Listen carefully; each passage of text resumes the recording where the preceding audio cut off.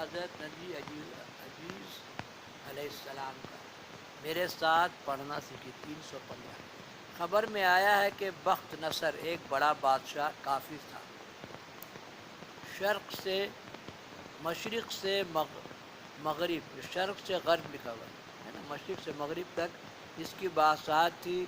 قوم بنی اسرائیل پر غالب ہوا، شہر بیت المقدس کو خراب کیا اور توڑ ڈالا، اور بنی اسرائیل کو ذلیل کیا اور مقید کیا۔ جب عزیز نبی علیہ السلام ان پر مبعوث ہوئے، بعد مدت کے اس شہر کی طرف گئے تو شہر کو خراب و ویران دیکھا، بہت تعجب اور تأسف کیا اور کہا کہ یا اللہ، شہر پھر کیوں کر آباد ہوگا۔ دل میں یہ کہہ رہے تھے کہ اتنے میں خدا کے حکم سے وہیں جان ان کی قبض ہوئی، پھر 100 برس کے بعد اللہ نے ان کو زندہ کیا اور اس شہر کو آباد دیکھا۔ چنانچہ حق تعالیٰ نے قرآن مجید میں فرمایا ہے، یا مانند ایک شخص کے کہ گزرا ایک شہر پر اور وہ شہر گر پڑا تھا اپنی چھتوں پر، وہ بولا کیوں کر زندہ کرے گا اس کو اللہ، مر گئے پیچھے، پس مار رکھا اس شخص کو اللہ نے 100 برس، پھر جلایا اس کو اللہ نے، کہا تو کتنی دیر رہا، وہ بولے رہا ایک دن سے کچھ کم، خدا بولا نہیں بلکہ تو رہا 100 برس۔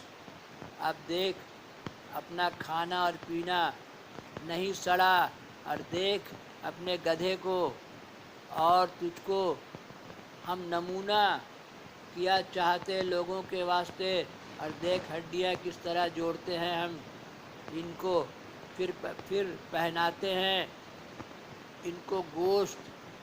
پھر جب اس پر ظاہر ہوا، بولا میں جانتا ہوں کہ اللہ ہر چیز پر قادر ہے۔ یہ قصص الانبیاء سے لکھا اور تفسیر میں لکھا ہے کہ بخت نصر ایک بادشاہ تھا، کافر بنی اسرائیل پر غالب ہوا، شہر بیت المقدس کو خراب کیا، تمام لوگوں کو بندی میں پکڑے گئے۔ حضرت عزیز بنی اسرائیل پر مبعوث ہوئے، اس شہر پر گزرے، دیکھا، تعجب کیا کہ یہ شہر پھر کیوں کر آباد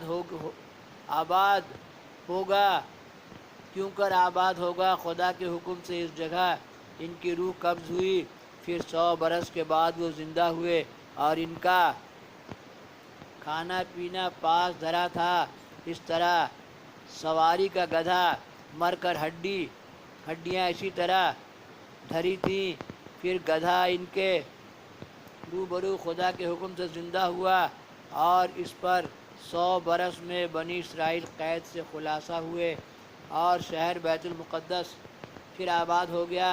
انہوں نے زندہ ہو کر آباد ہی دیکھا، تب سجدے میں گرے اور استغفار کیا۔